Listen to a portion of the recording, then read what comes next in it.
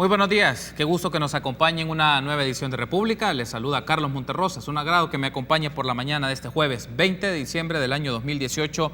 Lo vamos a dedicar todo el programa para hablar de la coyuntura política y de los factores vinculados a la transparencia en las actividades estatales. Es un gusto para mí recibir a Roberto Rubio, director ejecutivo de Funde. Y también es un agrado para mí recibir a Marcos Rodríguez, secretario de Transparencia y Anticorrupción de la Presidencia. Buenos días, bienvenidos a República. Marcos, bienvenido, qué gusto. Bueno, es un gusto. Gracias. Es la primera vez que estoy aquí desde que tú tienes el programa y es un placer. No, gracias por tomar la invitación, Marcos, bienvenido. Roberto, buenos días, qué gusto volver a encontrarnos. Buenos días, Carlos. Gracias por invitarme. No, buenos días, Marcos. Gracias. Buenos días. Mira, te vas a sentir en tu casa, mira. No, Es cierto. estoy seguro que va a estar muy interesante la discusión y la plática que vamos a tener en el transcurso de este programa con nuestros amigos y amigas de la audiencia, que también desde redes sociales, pues ayer ya estábamos generando un poco la ficha de la expectativa del programa que íbamos a tener este jueves. Si les parece, iniciemos un poco con esto. Ayer por la tarde, la revista Factum publicó un reportaje titulado Las operaciones clandestinas del presidente Funes. Básicamente, uno de los aspectos que menciona esta publicación es que se generó o se creó un grupo político paralelo, le denominan de operaciones políticas entre el expresidente Mauricio Funes, el expresidente Elías Antonio Saca, Herbert Saca, César Funes, Miguel Ángel Menéndez, conocido como Mecafé, básicamente que tiene vinculación con información del reporte de operaciones sospechosas en el caso del expresidente Francisco Flores, pero también está vinculado a actividades políticas con el surgimiento del partido Gana, para tratar de hacer una pequeña síntesis de esa publicación que hizo ayer la revista Factum. Me gustaría iniciar con esto, Roberto, tener una primera reacción sobre ello y la implicación que tiene una publicación de este tipo en el momento que nos encontramos de coyuntura política y de campaña presidencial.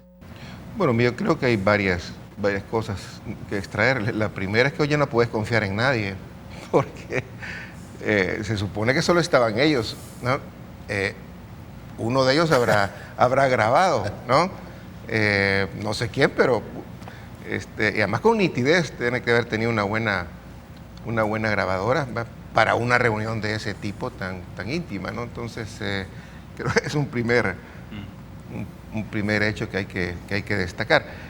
Lo segundo, lo que tú decías, es decir, efectivamente hubo un equipo que era un secreto a voces, que Herbert Saca, que el presidente Funes tenía una relación también muy cercana con el expresidente Saca, y que pues era un equipo, ¿no? Que pues se dedicaba a operaciones políticas, como tú dices, de alto nivel, por supuesto, ¿no?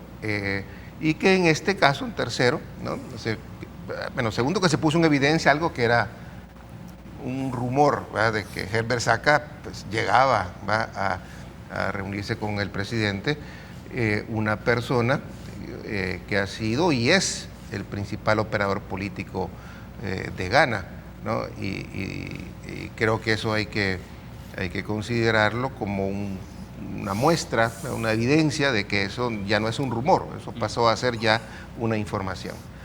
Y tercero, pues ya es el tema del ROS, que es el famoso reporte de operaciones sospechosas, que es lo que aquí tiene dos vertientes. Tiene una vertiente legal, por decirte así, que es que ese documento no se podía pues hacer público sin la autorización y eso sale, y entonces ahí hay un problema que puso al país. Como sabemos, pues el haber publicado esto implicaba que este organismo internacional que donde se intercambia información a nivel internacional bloqueara al gobierno o a la fiscalía, perdón, para entrega de información. Después está la parte ya más política, es decir, bueno, ahí hay una discusión de ver que efectivamente han habido operaciones que hizo el expresidente Flores con los 10 millones de Taiwán, y bueno, y pues tienen información de que si ese dinero, bueno, primero porque vino a nombre directamente del presidente Flores, si ese dinero pues si fue a... ¿cómo puedo yo agarrarlo, por decirte así, si venía a nombre de él? Porque él pues si no, mire, si se vino un cheque a nombre mío, entonces yo se lo repartí a Arena y se lo di a... ¿no? que en otro fuera un instituto de estudios políticos, ¿no? Entonces ahí hay un tema también legal para decir, bueno, ¿cómo vamos a, hasta la palabra voy a usar, perdón mi francés, pero decía, ¿cómo vamos a joder a alguien que hizo una cosa indebida, definitivamente, ¿no? El haber recibido ese dinero, el destino de ese dinero, para qué era, si se debió o no se debió, porque se suponía que iba para algún tipo de obra social, pero fue usado pues para dárselo a la campaña, que hay que decir también que en la campaña quienes participaron en ese reparto. De reparto no me refiero de personas, sino como institución, quienes estaban a cargo, ¿va? Ahí se mencionan nombres pues que estaban en el COENA, ¿va? Y ese es el otro aspecto, ¿va? El aspecto de cómo tienen una operación para ver pues cómo joden al expresidente Flores en base a los efectivamente a los delitos que pudo haber cometido el expresidente Flores. Muy bien, tenemos una primera reacción entonces de Roberto. Marcos, me gustaría tener una reacción sobre esto por el contexto en el que se publica, porque tiene una implicación para el expresidente Mauricio Funes. Él ha brindado sus reacciones en sus redes sociales, que es el mecanismo a través de la cual nosotros tenemos una postura oficial de esto. Me gustaría tener una reacción sobre ello. Bueno, mira, la conspiración política y la negociación política es algo habitual en todos los gobiernos. Yo creo que lo único que tiene de llamativo eso es que lo estaba haciendo con gente relacionada con el partido Gana y que tiene que ver con el Rossi y con el caso Flores. Pero todos sabemos que las salas de la Corte de Justicia, de la Corte de Justicia, los fiscales se negociaron siempre desde Casa Presidencial. Yo creo que esta es la primera vez en que hay procesos de elección en que Casa Presidencial no participa. Entonces, desde ese punto de vista, la connotación especial es que estamos en un periodo preelectoral, ¿verdad? Funes responde que no hay nada ilegal en eso, ¿cierto? Y que, bueno, esto del ROS, ¿verdad? Es decir, en realidad es difícil definir en qué aspectos transparentar algo es un delito y en qué aspectos no transparentarlo es un delito. Lo cierto, dice Funes, que lo que complicó a Flores, yo diría que lo que complicó más a Flores no fue ni siquiera el ROS, fue su propia declaración de admisión en la Asamblea Legislativa, que dijo fueron 10 millones y quizás más, ¿verdad? Se repartieron saquitos durante... Y eso fue realmente una especie de admisión pública de culpa que realmente activó posteriormente el proceso judicial. De hecho, Flores es el primer presidente que va a juicio, no es expresidente, no es el segundo. Pero para tirarte una primicia, a propósito de las partidas reservadas, es decir, hemos estado rastreando, incluso por solicitud de los expresidentes, los cheques y rastros de cheques salidos de Capres. Y el expresidente Flores tiene $112.600.000 salidos en cheques a su nombre. O sea que no es un problema de que se triangulan los recursos, ¿verdad? Es decir, como en el caso Saca o en el caso Funes, ¿no? Sino que directamente el cheque a nombre del presidente, ¿no? 112.600.000. En el caso de Calderón Sul son $12 millones también, salidos a nombre del presidente, ¿no? Entonces, estamos en una situación de destape, ¿verdad? No solo de la corrupción, sino de un montón de cosas que antes no se hablaba a nivel público, no lo hablaban los medios de comunicación, no era parte de la coyuntura política, ¿no? Y creo que nosotros como sociedad tenemos que asumir que determinadas cosas se han manejado tradicionalmente de una forma y bueno, el mundo está cambiando y hay que manejarlas de otra forma, ¿no? Pero lo único llamativo que yo veo es que hoy se hacen públicas cosas que antes no se hacían públicas, ¿no? Ahora, en este caso específico, ¿no? La relación con el partido Gana también, es decir, hay negociaciones con Arena, hay negociaciones con distintos partidos políticos, ¿no? Y eso de que pongámonos de acuerdo para joder al tercero, eso es propio de la política. Yo creo que hoy incluso la campaña electoral, que le da una connotación especial a todo esto, ¿no? Es un tema que está en la mesa y realmente es un tema donde se toca a diferentes candidatos, se toca a los gobiernos del Frente, a los gobiernos de Arena hasta de más. Es decir, la frase esta de devuelvan los robados se ha posesionado en forma muy fuerte, ¿no? Y también a Nayib Bukele, ¿por qué no decirlo, verdad? Entonces, indudablemente esta es una comidilla bastante normal en las campañas electorales, ¿no? Pero en el país tiene una connotación especial y cuando uno ve estas cosas tiene dos reacciones, ¿no? O tapa y vuelve al pasado, o trata de darle un manejo adecuado y seguir adelante. Debo de hacer la primera pausa, pero al regresar, ya teniendo sus primeras reacciones, me gustaría que ampliemos un poquito más lo derivado de esta investigación y también aspectos ya de la coyuntura política, porque ciertamente hay implicaciones políticas para los agentes políticos, los partidos políticos, sus vínculos, pero también me gustaría saber de ustedes si esto tiene implicaciones más institucionales. ¿Qué nos dice del grado de transparencia del Estado, del conocimiento de información y por qué es necesario que la audiencia, la ciudadanía, los medios de comunicación conozcan sobre esto y lo pongan de deliberación para la gente? Volvemos en minutos.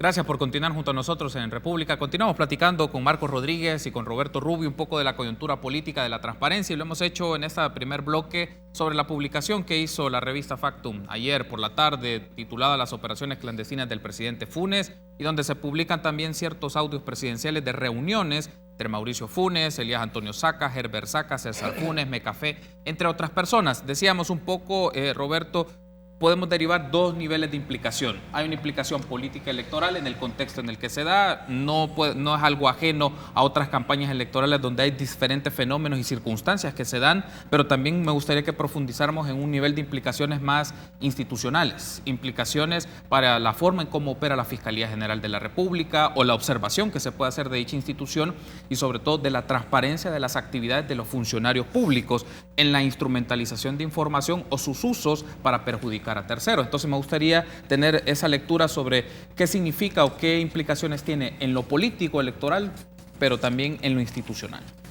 Sí, mira, en lo político creo que en la medida que no hay involucramiento del que es ahora el que pues aparece en las encuestas como que va de primero y el pleito casi no está entre el Frente y Arena, entonces quizá haya menos uso de esto y puede pasar relativamente rápido. Quizá la presencia de Herbert Saca, para decir, bueno, Herbert Saca también es el operador político de Gana y de Nuevas Ideas, y ahí se puede tener una beta que no creo que vaya a tener mucho impacto. Como digo, lo importante fue que se puede verificar que ahí hay un operador político que se menciona, casi no aparece por ningún lado, pero hoy apareció.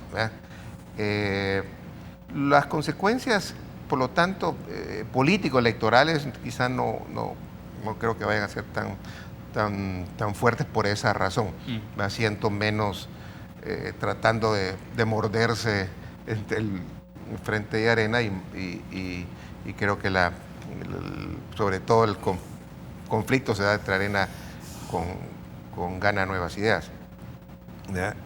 Y lo pueden sacar para decirme, ya ven, Tony Saca pues no era para Arena, estaba actuando contra un expresidente de Arena, era de Gana, pues puede tener alguna beta para usarse, pero creo que hay otras muchas más. Lo segundo es que esto sí que te expresa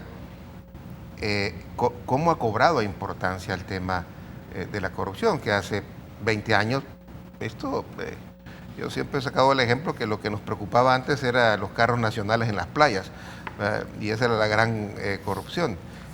Apareció el caso de Perla, que creo que es uno de los poquísimos casos, hay 3 casos solamente de altos funcionarios que fueron digamos, uno condenado o llevados a juicio, un exministro de Salud, el caso de Perla, y no me acuerdo cuál fue el otro, hay un tercero que nosotros mencionamos en una evaluación, por cierto, que acabamos de hacer, ¿no?, de los avances y retrocesos en la materia. De lo que sí te está indicando que este tema pasó a ser un tema electoral, por su importancia, porque antes en los rankings la corrupción estaba de último, por decirte así, no era importante. Ahora sí ha cobrado importancia y la gente lo toma en cuenta a la hora de sus preferencias. Y por lo tanto, la otra cara de la moneda es que se usa electoralmente, ¿no? Y ese es lo que puede ocurrir con otros casos, ¿no? Por lo tanto, quizás hay que ver las consecuencias positivas y negativas. Es decir, las negativas siento yo es que esa forma de hacer política, ese acceso de información, y no hablo de legalidad o no, porque obviamente en esto que hizo Funes no es legal. La pregunta es si es legítimo. El usarte una información, incluso sabiendo, yo no sé si sabían, pues que las consecuencias que revelar esta información podía implicar para el país, ¿no? Y usarlo pues para, digamos, atacar a un enemigo político, usar esa información para callar a alguien, para desprestigiar a alguien, eso es lo que creo yo que es incorrecto, ¿verdad? Esa práctica que la estamos viendo constantemente. Las instituciones, las implicancias institucionales, es como tú ves, cómo se pone también en evidencia cómo esa independencia de poder está también en cuestionamiento en muchas ocasiones. Me recuerdo que el periodo de Saca era un periodo quizá el más relevante, donde casi no había diferencia de poderes, porque Saca era el presidente de la República, el presidente del COENA, era el presidente del partido. Consumó el misterio de la Santísima Trinidad de 3 en 1, ¿no? Y tenía el control de la Corte Suprema de Justicia. Tenía el control de la Asamblea. Y ese periodo fue un periodo donde realmente las instituciones de control no funcionaron, ¿no? Ahora hemos tenido algunos avances que se iniciaron.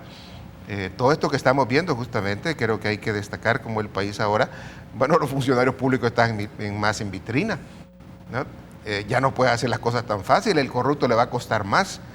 Y hay alguna institucionalidad que creo que comenzó a funcionar, pero que a nuestra manera de ver se quedó estancada. La sección de probidad, el Instituto de Acceso a Información, que comenzaron con cierta fuerza, pero que ahora hemos visto que más bien por X razones, pero hay bastante estancamiento, ¿no? Ahora, hay un asunto que quiero aprovechar, Marcos, antes de escucharle sobre las implicaciones políticas e institucionales, porque lo dijo en el bloque anterior, por información que tienen de la Secretaría de Transparencia y Anticorrupción, el manejo de cheques o cheques a nombre de expresidentes. Mencionó 112 millones del caso de Francisco Flores, 12 millones de Calderón Sol. Y también es de Cristiani. Y hay de Cristiani, pero ¿en qué periodo vieron? Era una práctica, digamos, desde Cristiani hasta ¿qué? Sánchez Serén, hasta Mauricio Funes, para que nos pueda ampliar todo el panorama de quiénes y cuántos son los montos. Era una práctica habitual asociada a la partida reservada. Y la gran diferencia, la única gran diferencia, es que en el pasado el cheque se le daba directamente a nombre del presidente.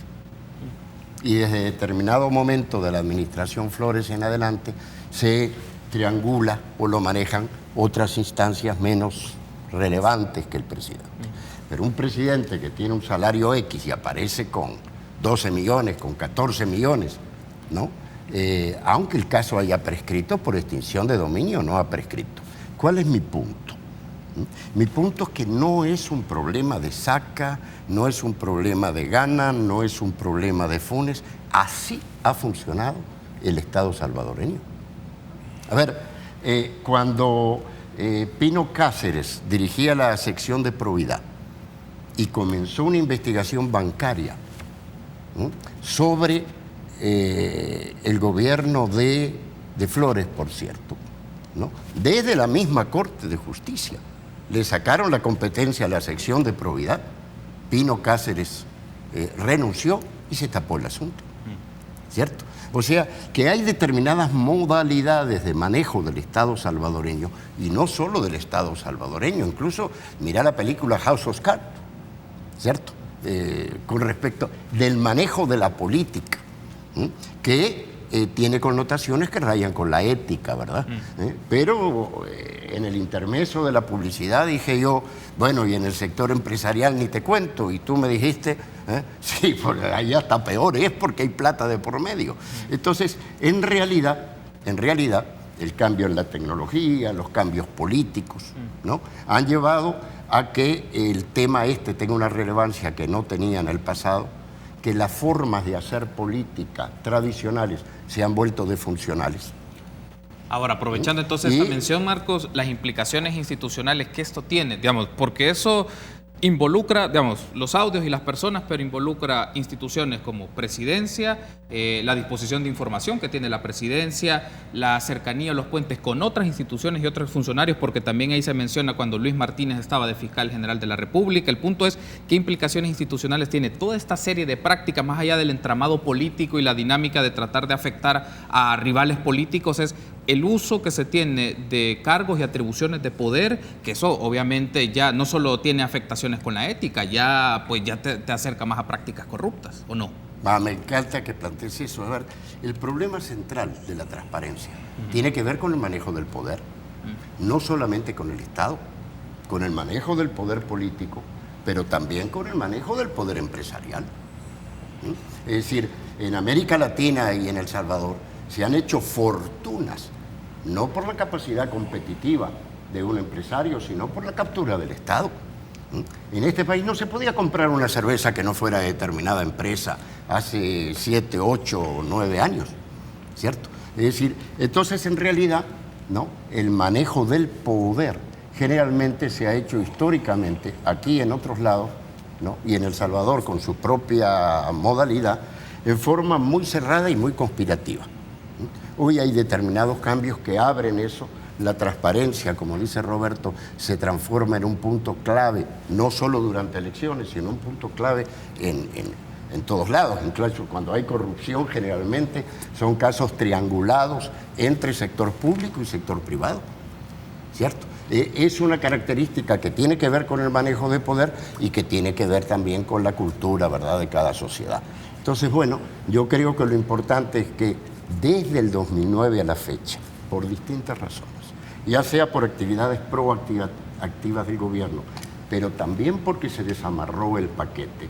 No crean que Saca no fue el primer presidente que tenía el COENA, el gobierno y control. En la Asamblea Legislativa había teléfono directo con Casa Presidencial.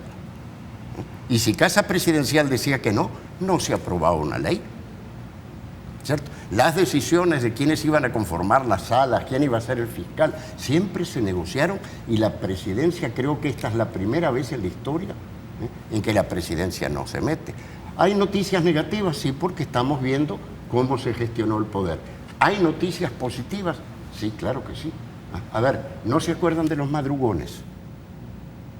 ¿Cuándo fue el último madrugón? ¿Este gobierno ha impulsado algún madrugón? Es decir, eso ya no es una práctica. Este país fue dolarizado en un madrugón. Entró en el TLC en un madrugón. Era una práctica cotidiana en la Asamblea Legislativa. Hoy a nadie quiere hacer madrugones, ¿verdad? Es decir, ha cambiado y realmente pasaron dos cosas del 2009 en adelante. Es decir, tres cosas, digamos. Un cambio del contexto y la tecnología que ha provocado un cambio radical en las comunicaciones. Dos, se desamarró el paquete.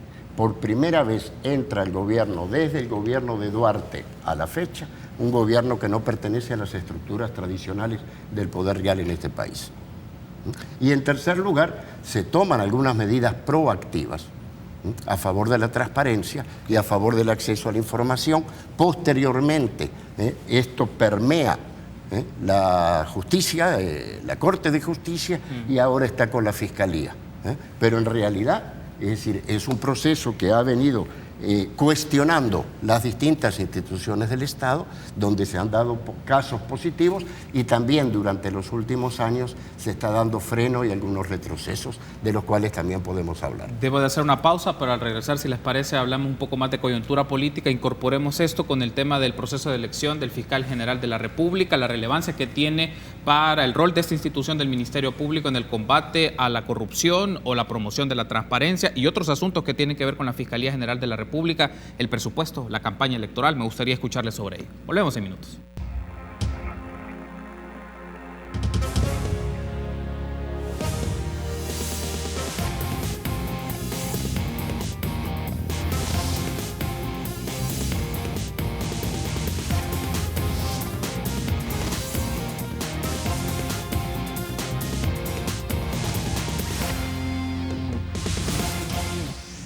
Gracias por su preferencia. Seguimos platicando con Roberto Rubio y Marcos Rodríguez, un poco de la coyuntura política de nuestro país. Si les parece, Roberto, hagamos la transición ya al tema de elección del fiscal general de la República. La expectativa es que en esta semana se pueda tomar una decisión, aunque también hemos tenido acá diputados y diputadas de la Comisión Política, mencionan que un escenario también es los primeros días de enero, se pueden dar unas reuniones para tomar una decisión sobre esto. El punto es estos términos que hablábamos en los primeros dos bloques, Roberto, y la relevancia que debe tener para el proceso de elección del fiscal general de la República. ¿En qué sentido? Las garantías que se ofrecen en el manejo de una institución, que no se dé a una instrumentalización, pero sobre todo las indagaciones que se pueden hacer en actos de corrupción que involucra al sector público, pero también que traslapa al sector privado. Es decir, estos elementos, ¿por qué deben de ser sustanciales en la discusión? Aunque deja la impresión de que no es parte de la discusión, en principio, de los diputados y diputadas en la Asamblea Legislativa. Hace, me acuerdo, un mes quizás o más, escribí un artículo que se titulaba que la Sala de lo Constitucional y la Fiscalía habían sido víctimas de su propio éxito. ¿Qué quiero decir con eso? Quiero decir que cuando comenzaron a funcionar estas dos instituciones, tanto con el tema de enderezar ciertas leyes que se venían torciendo como en los avances que dieron en contra de la lucha contra la corrupción, muchos dirigentes políticos se dieron cuenta de que estas instituciones eran realmente importantes y que había que controlarlas más entonces. Entonces el deseo de control, especialmente entre los partidos, y ese es el punto. O sea, el punto no es que negocies, el negocio es quiénes negocian y para qué se negocian. Porque dentro de los negociadores puede haber corruptos que lo que están negociando es que se tape. Pero yo puedo negociar indudablemente. Puedo negociar, mira, este es mejor o este es peor, este quizá no, porque este me va, mira, este es un tipo que es de tu partido. Es decir, no, esa negociación se puede dar, pero no me cabe duda que los que han cometido actos de corrupción se alertaron, los acostumbrados a torcer la ley se alertaron, activaron las alarmas y dijeron, ups, vamos ahora a darle mucho más importancia a los procesos de elección. Y si tú ves los procesos de elección que han habido de funcionarios de segundo grado, que es los magistrados, y ahora el fiscal, sobre todo la de magistrados, fue un proceso largo y un proceso que tomó tiempo de duras negociaciones con un fenómeno que no se había dado, que participaron organizaciones ciudadanas en el proceso. Ha sido diferente porque, digamos, en la elección de magistrados hay un Consejo Nacional de la Judicatura, hay una FEDAES que inician el proceso. El del fiscal no tiene, el del fiscal va directo. Y ahí se presentaron. El que quería, pues Chinchi Telepate se fue y se presentó a la lista. Bueno, no quiero decir que todos son Chinchi Telepate, pero que habían unos que se metieron, y no me cabe duda que algunos, gente que tiene la cola pateada, metió sus piezas. Y otros meten piezas como, saben que en la negociación, pues ok, te quito pero me vas a dar este otro. Y entonces la elección, aunque hemos tenido avances, porque ahora hay más atención por parte de la ciudadanía, por parte de los medios de comunicación sobre los procesos de elección, la otra cara de la moneda es que también los corruptos están más atentos, pelean más, se defienden más como gato panza arriba, para que no vaya a haber nadie que les vaya a empezar a escarbar, ¿no? Y por eso se complican mucho más estos procesos. Y en el caso de fiscales, como digo, más complicado porque no hubo un proceso previo de preselección, por decirte así. Ha sido un periodo mucho más corto, nos tomó mucho tiempo el tema de los magistrados, el periodo muy, muy corto, no hay criterios muy claros para elegir y por lo tanto queda a merced, obviamente, así, lisa y llanamente, de las puras negociaciones de intereses políticos, partidarios que puedan haber, ¿no? Para ver con quién yo me siento más cómodo, con quién no me va a mí a investigar, ¿no? Y en eso creo que ha caído y ojalá que no se amarre, creo yo también, que es parte de la negociación política, como te decís, pero no debería ser así, que si el presupuesto y el fiscal son dos cosas separadas. La práctica te dice que sí lo hacen, pues en las negociaciones en la Asamblea se dan ese tipo de cosas que no son correctas, pero son prácticas, ¿no?, que se han venido dando. Por lo tanto, termino diciendo que hay ciertamente, es decir, candidatos, no quiero decir nombres, pero que indudablemente van a ser más complacientes, ¿no? Y hay un candidato que ha sido víctima de su éxito, el fiscal actual, que podrá tener sus deficiencias, que quizá uno dice, bueno, que se inclinó más con este partido, que no hizo con esto, que pasó con estas investigaciones, pero cuando tú comparas con respecto al anterior, definitivamente que hay una distancia enorme de la noche al día, ¿no? Y con un periodo corto, yo creo que merece una oportunidad. Bueno, en ese caso quiero retomar, Marcos, su punto de vista sobre ello. Como secretario de Transparencia y Anticorrupción, para usted, ¿el actual fiscal ofrece las garantías para continuar en su mandato, para continuar en su gestión al frente de la Fiscalía General de la República? Lo digo en función de la lucha contra la corrupción, la promoción de la transparencia y todas aquellas investigaciones que se pueden hacer en función de la administración pública, que parte poco de la competencia de su ámbito. Mira, a mí no me toca expresarme sobre si debe ser reelecto el fiscal o no debe ser reelecto. Hay varias entidades políticas y le quiero decir a los ciudadanos, el sistema político tiene muchísimos problemas. Pero mal que bien, la Asamblea Legislativa es un espacio de negociación política. También le reclamamos que se pongan de acuerdo.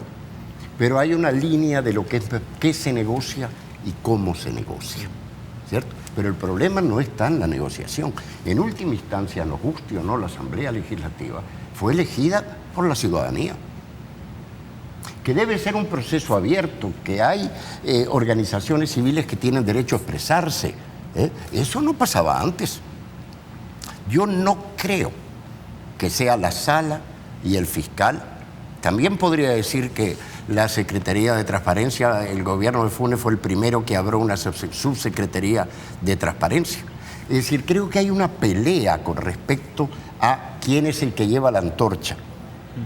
La Sala de lo Constitucional, antes de irse, agregó 4 recursos de no admisibilidad de demandas de acceso a la información pública. ¿Tú viste eso cubierto mediáticamente? ¿Viste una gran crítica de la sociedad civil sobre el hecho de agregar 4 razones de no admisibilidad a las 8 causas de reserva que establece la ley? Pero mire que no son reservas. Es decir, porque la reserva es que usted le aceptan la demanda y no se la dan. Es que ni siquiera le admiten la demanda. Dicen, esta demanda no entra, ¿cierto? Y la Sala de lo Constitucional, sin que le compitiera legalmente, le puede competir al Instituto, le puede competir a la Asamblea Legislativa, ¿no? Antes de irse, agrega 4 causales de no admisibilidad de demandas de información. Yo a eso no le veo un gran toque de transparencia. Entonces, el fiscal tiene sus aspectos positivos. Ha levantado la bandera de la lucha contra la corrupción como no lo hizo ningún otro fiscal en el pasado. También es cierto que no sale bien en las encuestas y que se los ve sesgado políticamente. Y es bueno que haya una discusión pública con respecto a la elección del fiscal. Yo lo que quiero llamar la atención es que no creo que esto ha cambiado por una sala o un fiscal. Creo que el principal punto de desamarre es cuando los grupos tradicionales del poder en este país, que tenían ese triángulo que señalaba Roberto, de presidente, de gremiales, grupo de partido, asamblea legislativa, donde usted tenía el poder real y el poder político muy bien armado. Incluso aquí llegó gente de Guatemala a ver el caso de fundaciones, partido, ¿verdad? Cómo estaba articulado, ¿verdad? En El Salvador durante 20 años. No, se rompió. Entonces ese sector decide que determinados temas que ya no eran funcionales, había que levantarlos. Y se desamarra el paquete, que es cómo se estructura en todos los países la estructura del manejo del poder. Entonces, en conclusión, el punto es, ¿el país está avanzando o está retrocediendo en el punto? Más allá de la próxima elección. ¿Realmente hay un avance país en términos de transparencia, en términos de lucha contra la corrupción? Para mí es indudable. Hoy hay gente que habla y hay periódicos que, claro, publican de un solo lado, pero publican, antes no publicaban de ningún lado. Entonces, eso es positivo, y lo que se trata es de que el país tenga los procesos de elección más transparentes posibles, en todas las elecciones de segundo grado, que las negociaciones políticas sean lo más transparentes posibles, y que la ciudadanía, no solamente algunas estructuras muy vinculadas a los medios de comunicación, sino la ciudadanía en general, ¿cierto?, y tenga una mayor participación. Ok, debo de hacer una pausa. Seguimos hablando sobre este tema. Quiero incorporar el tema de presupuesto y cómo se está gestionando la campaña electoral. ¿Cuál es la lectura que ustedes tienen de ello? Volvemos en minutos.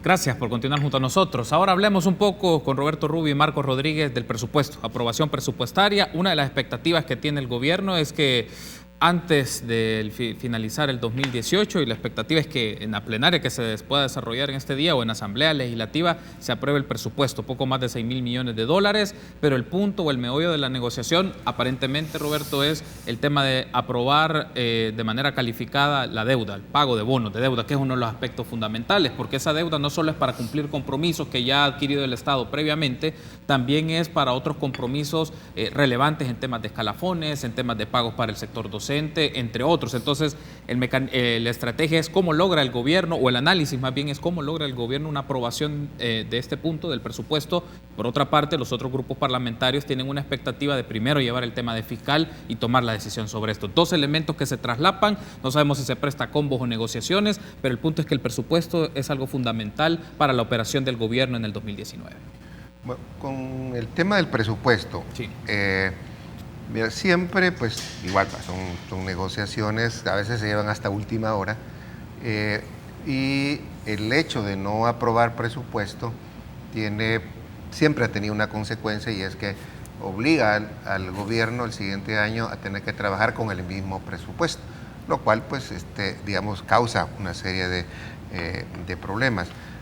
El agravante que tenemos ahora, y por eso que Funde en su última conferencia de prensa dijo, mire, hay que aprobar ese presupuesto, porque para aprobar ese presupuesto va incluido el pago de 800 millones que tienes que hacer en diciembre de 2019, que son unos bonos que se vencen, y si no hay negociación, pues van a tener que pagarse. El mismo ministro de Hacienda había solicitado, pues, que eso se hiciera previamente, porque las condiciones de mercado eran mejor. Es posible que las condiciones de mercado a futuro no sean tan buenas, y que era importante tener una certeza, que los que tienen estos bonos tengan la certeza que se les va a pagar. Entonces tiene dos consecuencias. Una es que manda una señal a las calificadoras de riesgo de que caen en incertidumbre, que no se sabe qué va a pagar, y eso afecta, digamos, lo que son los títulos y el riesgo país, como se llama, de El Salvador. El otro punto es que si no se aprueba el presupuesto, como va amarrado por la deuda, o sea, el presupuesto, acuérdate que necesita mayoría, o sea, si el presupuesto fuera totalmente equilibrado, si no necesitamos deuda, se aprueba con 43 votos. Pero como hay deuda y como la ley exige que toda deuda tiene que ser de mayoría calificada, y como ahí va entre otras cosas, una deuda de 800 millones que se tiene que pagar en el 2019, si no se aprueba, ¿qué va a pasar? Que el gobierno va a estar obligado, el gobierno nuevo, a pagar esos 800 millones de su bolsa, o sea, ya no con... con la emisión de deuda. Sí, usted va a tener que hacer recortes presupuestarios en áreas presupuestarias que pueden afectar, ¿no? Porque no tendrá dinero suficiente para pagar esos 800. Por eso para nosotros es importante que haya una aprobación, ¿vale? Lo hemos dicho ya públicamente. Obviamente hay negociaciones, ¿vale? Los presupuestos se negocian, a veces en una lógica que me parece a mí un poco muy dualista y simple. Cuando escuchamos los debates incluso presidenciales, la postura es, mire, el enfoque es que hay que hacer más impuestos, la salida está en más impuestos, y los otros y la oposición que la salida está en más gasto. Creo que no, son ambas cosas. Hay que actuar en la racionalización del gasto y hay que actuar en también el incremento de impuestos. No hay que satanizarlos. Hay márgenes, incluso hay impuestos que no son recesivos que pueden funcionar. Entonces, si nos salimos a veces de esos entrampamientos intelectuales de dualismo y lo vemos con un poco más de realismo y se cede tanto por el lado del gasto y se cede tanto por el lado de los ingresos, yo creo que puede haber un entendimiento y ojalá que lo hubiera. Y como te decía antes, que no esté amarrado al tema de la elección del fiscal, ¿verdad? Ahora, en ese caso, Marcos, un poco la relevancia que tiene para el gobierno una aprobación pronta del presupuesto 2019 para la ejecución de las actividades gubernamentales en el transcurso del año, pero también, mencionaba Roberto, es parte también de la negociación de los grupos parlamentarios si pueden hacer reducciones, observaciones de algunos de los montos. Se mencionaba por representantes del Partido Arena el tema de los gastos reservados, particularmente uno de los aspectos, pero también está el tema de la deuda, el compromiso de deuda, y que ahí requiere una mayoría calificada que no la dispone el partido en el gobierno y tiene que hacer negociaciones con Arena, con Gana, con el PCN para tener esta correlación. Tener una lectura también, Marcos, desde tu punto de vista sobre ello, la aprobación presupuestaria y con estos elementos, el tema de la deuda, pero sobre todo el tema de la transparencia en la presentación del presupuesto. Y uno de los aspectos es la observación de la partida de gastos reservados, que ahora aparece como tal en el presupuesto. Entiendo que $30 millones es el monto aproximadamente. Bueno, y eso es bueno, ¿cierto? Porque en realidad lo que debería estar reservado son algunos contenidos, no el hecho de que haya gastos reservados. Eso es un descubrimiento de hace relativamente poco. De hecho, fue la Secretaría que publicó, por una demanda de información, ¿no? La lista de la suma de los gastos reservados desde los años 90 a la fecha, ¿no? Ahora el país necesita la aprobación del presupuesto. Le interesa al gobierno que este gobierno solo va a utilizar la mitad hasta mayo, ¿verdad? Es decir, 5 meses de 12 este presupuesto. Pero en ese caso, como dice Roberto, yo estaba viendo la posición de la Fonda en ese aspecto, me parece correcta, ¿no? Es decir, la no aprobación del presupuesto no es una tragedia financiera, es decir, de hecho, el presupuesto no es muy distinto al anterior, y se podría trabajar con esto. El problema es que la señal país es pésima. Y igual que cuando hay cesación de pagos y ese tipo de cosas, suben los intereses, se pierde confianza, se retira capital. Yo creo que en este momento electoral o preelectoral, no preelectoral, a nadie le conviene que no haya presupuesto. No creo que la derecha vaya a negar los votos. Es decir, eso tendría una incidencia pública, ¿verdad? Es decir, una derecha que no está en condiciones de pensar en interés país. No se va a hablar muy abiertamente de recortes. A ver, gastos reservados lleva 30 millones en un presupuesto de casi 5.000 millones de dólares. Lo ideal sería que se estuviera discutiendo públicamente qué recortar y qué impuestos poner, ¿cierto? Pero el sistema político no lo hace aquí, no lo hace en Estados Unidos, no lo hace en ningún lado. Cuando hay elecciones generalmente se habla de lo que se va a dar y no de lo que se va a quitar, ¿cierto? Pero en última instancia creo que las finanzas públicas están más ordenadas que los que estuvieron antes. Hay buenas noticias también. El famoso impuesto de guerra, que no es tan famoso, ¿verdad?, que existe desde la guerra, 50 y pico de millones se destina a los veteranos de la Fuerza Armada y de la guerrilla, ¿verdad?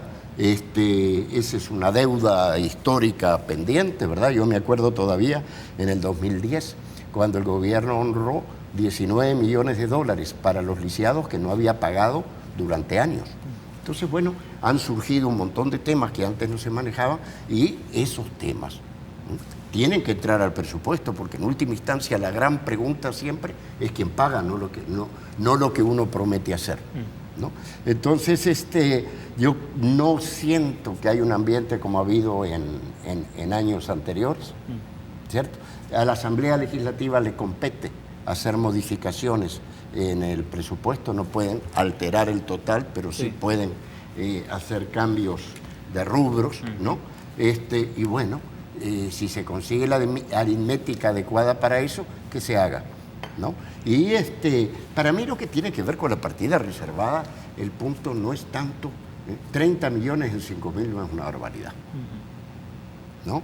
El problema es que realmente se legisle en el sentido de que tenga límites, no solamente en cantidades, sino en qué se puede gastar y en qué no se puede gastar, ¿no? Y dejar claro un mecanismo especial de supervisión y contraloría, ¿no?, que debe existir, aunque sea reservada. Y punto, es decir, no es tanto jugar electoralmente si doy 5, porque en última instancia es para el próximo gobierno, es decir, no es ninguna tragedia para este gobierno. A nosotros lo que nos interesa, ¿no?, es que el país quede con el mayor nivel posible de estabilidad política.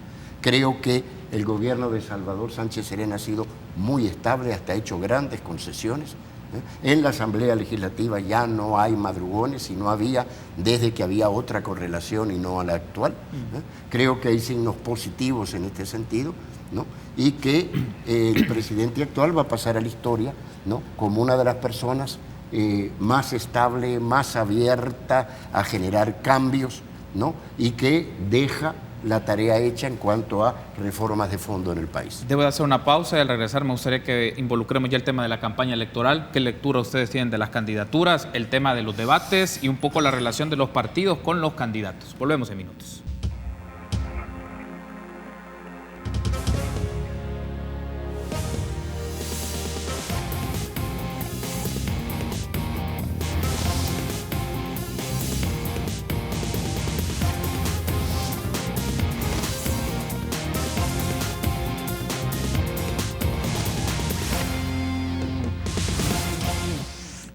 Continuamos hablando un poco de la coyuntura política con Roberto Rubio, director ejecutivo de Funde, y con Marcos Rodríguez, secretario de Transparencia y Anticorrupción de la Presidencia. Ahora hagámoslo en este bloque, si les parece, nos restan 2 bloques más sobre la campaña electoral. ¿Cuál es la lectura que ustedes tienen en este momento de los candidatos en función de un hecho? El tema de la búsqueda o la promoción de tener un debate donde estén las 4 fórmulas. En la Universidad de El Salvador estuvieron 3 de 4. La expectativa era escuchar propuestas y posicionamientos claros de los candidatos ante diversos temas, fiscalidad, el tema de la educación, un poco el tema de derechos humanos, el tema de la economía. El punto es, ¿por qué la necesidad de tener un debate y un conocimiento de cada una de estas fórmulas sobre lo que piensan hacer de llegar a la presidencia? Puede ser, es una discusión si eso tiene una implicación empírica con la correspondencia en el voto, pero esa es otra discusión, Roberto, pero el punto es, ¿por qué es necesario tener debate y exposición, esta puesta en escena de los candidatos sobre los problemas del país y la postura que tienen del país? Los debates no son electoralmente determinantes, porque tampoco es que hay un público que te lo... aunque la amplificación por los medios sí puede tener más alcance y más impacto. O sea, la cantidad de gente que directamente lo ve no es tan grande, un público más ávido de información, de análisis, pero también la caja de resonancia de los medios lo puede llevar a más. O sea, no es determinante, pero sí, por lo tanto, es importante. Y es importante por eso, porque permite justamente a un público mayor, conocer qué querés hacer, ¿no? ¿Qué estás pensando? Es más, cómo te mueve, porque a veces en los spots todo está encajonado, es decir, en los spots casi no conoces a la persona y no conoces sus ideas. Mientras que en un debate te permite ver cómo sos, y si te alterás, si sos ágil en responder, si estás preparado o no estás preparado. Para eso son importantes los debates, sobre todo, como digo, para público que quiere ir a votar con algún nivel de información, para saber si lo que se está ofreciendo es realmente algo que le va y que le puede generar confianza y credibilidad. Para eso son importantes. Ahora, es clave el conocer en qué están pensando, en temas. A veces hay temas que a veces no se tocan, que son espinosos. ¿Qué opina usted del aborto? ¿O qué opina usted de la corrupción? Entonces se van en generales, porque como los dos tienen las patas hinchadas, entonces los dos tienen las patas hinchadas, entonces no se quiere hablar mucho del tema. Pero en general tú conoces ideas sobre qué piensan sobre el tema de salud. Ha habido poco de economía, solo empleo, pero la economía es mucho más que empleo. Pero te permite tener una idea. Ahora, el problema que tenemos con el candidato ausente, con Bukele, es si hay una palabra que lo pueda definir, es incertidumbre. Porque las nuevas ideas no se ven por ningún lado. Eso es lo que te dice mucha gente cuando tratan de ver dónde está, digamos, esas nuevas ideas.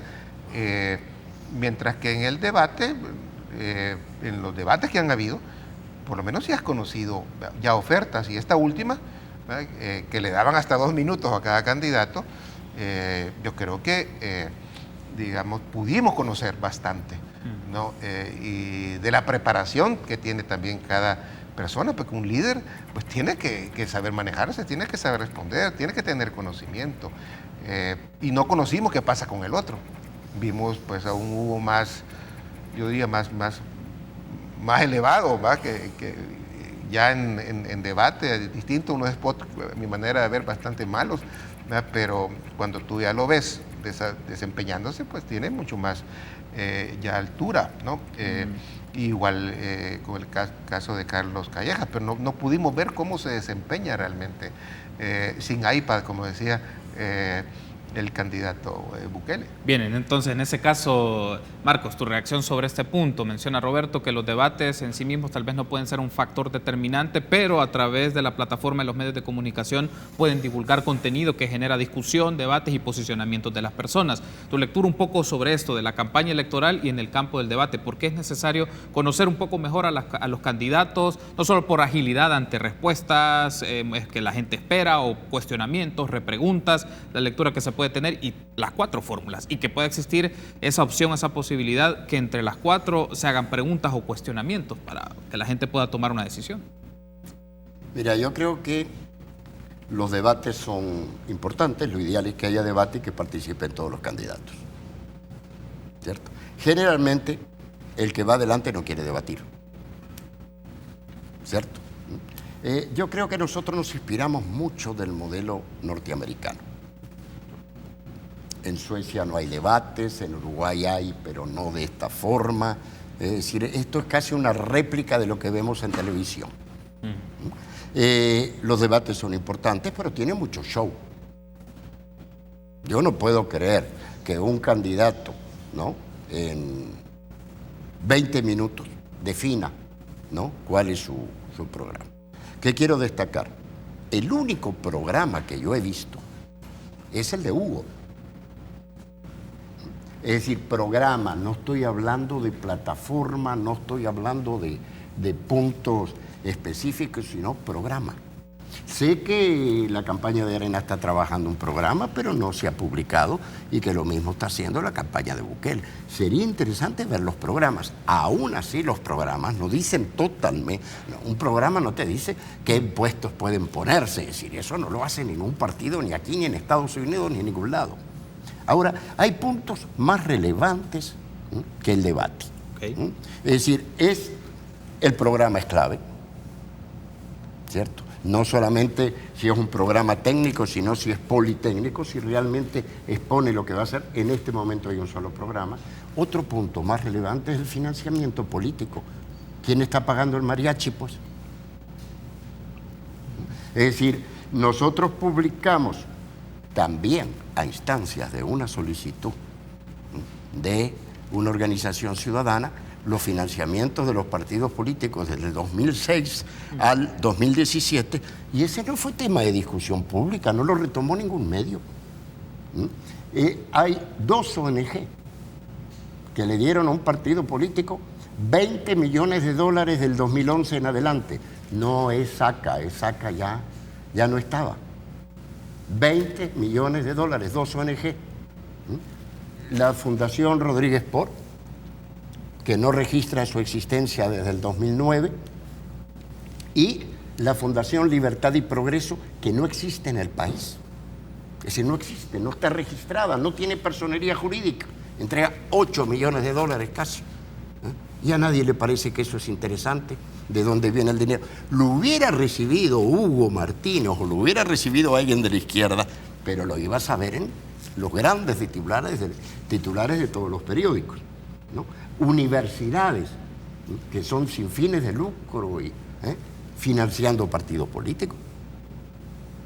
Eso es relevante, ¿verdad? Es más relevante, es importante el debate, ¿verdad?, para la democracia, pero son puntos estructurales, ¿verdad? Es decir, quién paga, cuál es el control que hay.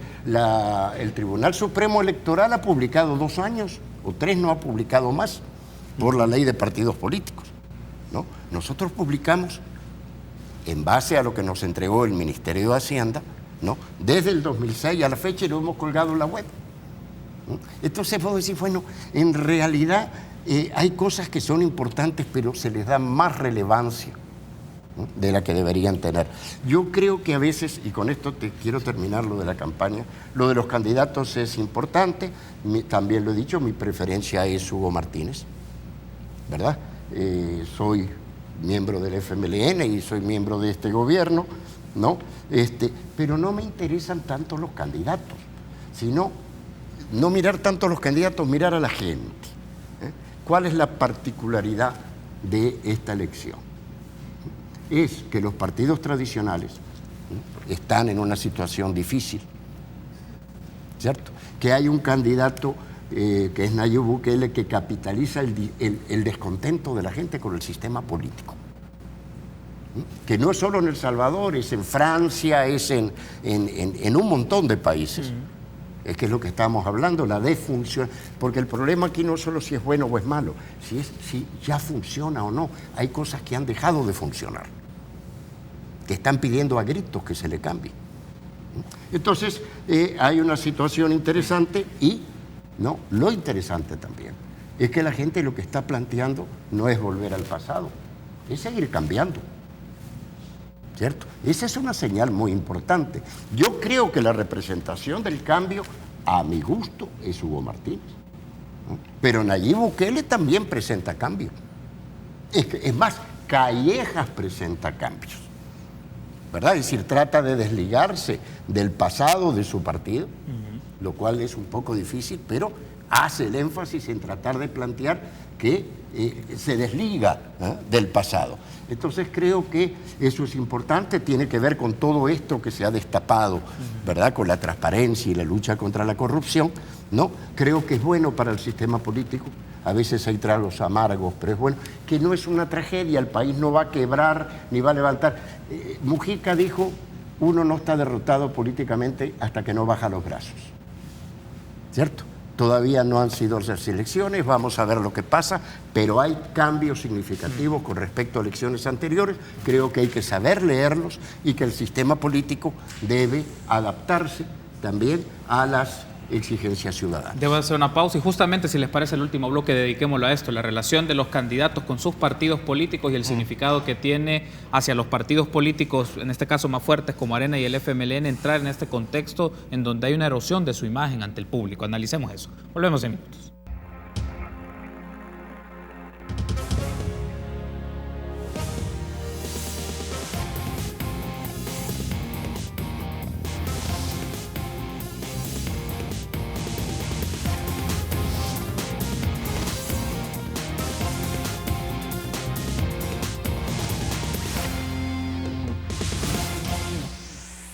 Último bloque que hemos estado platicando en el transcurso de esta entrevista con Roberto Rubio y Marcos Rodríguez. Hablemos un poco, tenía pendiente esto, la relación de los partidos políticos con los candidatos a la presidencia. Ayer estuvo con nosotros el vicerrector de Proyección Social de la UCA, Omar Serrano, y nos mencionaba un poco a través del análisis que se hace y de los datos de la encuesta, pero algo que ven en el tiempo es que los partidos políticos están con una imagen muy erosionada, muy desgastada, y que los candidatos a la presidencia están buscando la forma en cómo se desvinculan en alguna medida, porque eso les puede generar efectos negativos en lugar de aportarles. Y un poco también la muestra en cómo es el despliegue y el desempeño tanto de Carlos Calleja como Hugo Martínez, en particular con sus partidos, y la separación que pueden tener, no solo discursiva, y su movimiento en las actividades territoriales. Roberto, un poco el análisis que podemos hacer de esto, la relación partido, cúpula o el epicentro político de los partidos con los candidatos. Bueno, yo te quiero plantear dos cosas, y la primera muy directa con lo que estás preguntando y la segunda indirecta. Mira, tenemos, creo yo, en el Frente y Arena han presentado dos buenos candidatos como personas. Me parece que son dos buenos candidatos, pero que por la situación que ya hemos mencionado y que se ha mencionado en otros análisis, tienen el lastre de sus partidos, porque son dos partidos que han gobernado, son dos partidos donde ha habido corrupción en su seno, y entonces y hay una situación de descontento con ese sistema, porque muchos de los problemas, ¿no?, que la gente enfrenta, dice, bueno, ok, estos son los dos partidos los responsables. Se olvidan que hay otros también, ¿verdad? Porque ganan o cantan más las rancheras, es parte del sistema, ¿verdad? Pero el descontento se ha enfocado sobre todo en los que han gobernado. Pero entonces yo te diría que sí, veo dos buenos candidatos, pero que ante esa situación de descontento con el sistema, tratan de tomar distancia. No es fácil porque, es decir, si tú vienes y te vas muy adelante, puedes afectar ciertas estructuras del partido. Y tu voto duro. Y puedes afectar, sí, tu voto duro. Si, no sé, si Arena dice, Calleja, ya no voy a cantar el himno de Arena, pues obviamente va a haber reacciones internas. O si Hugo viene y dice, tiene una postura distinta con respecto a Venezuela o Nicaragua. O sea, yo estoy seguro que ambos candidatos están en otra vía, pero tener limitaciones estructurales de sus partidos, ¿no? Pero sí me parece que es buena señal que hayan dos candidatos, llamémosle así, progresistas de derecha e izquierda, ¿ya? Pero ahora voy al otro punto, del descontento, ya señalaba Marcos. Fíjate, Marcos, que yo creo que el país todavía no está, o sea, hay un descontento que ha aumentado definitivamente con el sistema de partidos, pero todavía el sistema no ha colapsado. Colapsó en Brasil, de alguna manera colapsó en Italia, en Hungría, con Chávez, con Fujimori. Son fenómenos donde viene un desconocido como fue Fujimori o alguien que de repente aparece en la escena y que irrumpe con fuerza, porque capitaliza justamente el descontento. Ahora, lo que vamos a probar en estas elecciones es que es tan profundo el descontento, porque eso no lo estamos midiendo todavía, no sabemos. Sabemos que hay descontento y que es grande, pero si es lo suficientemente profundo como para que se dé un fenómeno tipo, como digo, Fujimori o Chávez, que llegue de repente un populista al gobierno, siento que el país todavía tiene cierta institucionalidad, ¿no? Pasó Arena, no se rompió la institucionalidad, hubieron intentos, sí, controles de poderes, llegó el Frente igual, intentos de control de poderes, pero la institucionalidad del Estado como tal, no, ninguno de los dos partidos la rompió. Y eso le dio cierta estabilidad política al país. Es decir, el sistema de partidos políticos, en otras palabras, a mi manera de ver, no está colapsado de tal manera que ese descontento se vaya a transformar en una abrumadora cantidad de votos hacia el candidato Bukele. Yo soy más bien de la opinión de que eso va a ser algo, es un globo que se va a pinchar, que eso es inevitable, que ya ganó. Es más, yo me voy a retirar de mi profeta de Nostradamus, pero creo que él no va a ganar en la primera ronda, no digo en la primera ronda, ¿no? Y no descarto, ojo, no descarto que el Frente pueda llegar el Frente y Arena vuelvan otra vez a hacer. No lo descarto, ¿no? Okay. Lo que sí descarto es que es inevitable, porque las encuestas dicen que, ¿no? Pero creo que los datos de la realidad pueden ser otros. Hay una distancia entre la preferencia del voto y el voto del día de. Me restan 2 minutos y medio, Marcos, perdón, para tener tu reacción final. Y hay un aspecto que nos da para otro programa y me gustaría que así fuera y nos volvamos a sentar y platicar sobre esto. Es después de las elecciones implica también recomposición para los partidos. Me refiero a Arena y el FMLN. Es un momento de su recomposición si quieren mantenerse fuertes en la dinámica institucional del país. Marcos. Miren, en el corto o en el largo plazo, el que no cambia pierde. La verdad que esta canción de Mercedes Sosa, cambia todo, cambia, es cierto. Solo que con la edad a uno se le va haciendo cada vez más difícil, ¿verdad?, sintonizar con esa dinámica de la vida.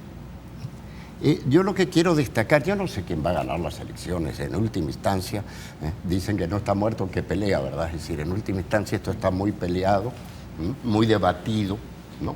Las encuestas favorecen a Bukele, eso es clarísimo, ¿no? Y hay un sistema también muy conservador en el país, que yo entiendo que cercó al gobierno del cambio como cercó al expresidente Duarte, ¿cierto?, que resiste los cambios y todo lo que no pueda controlar.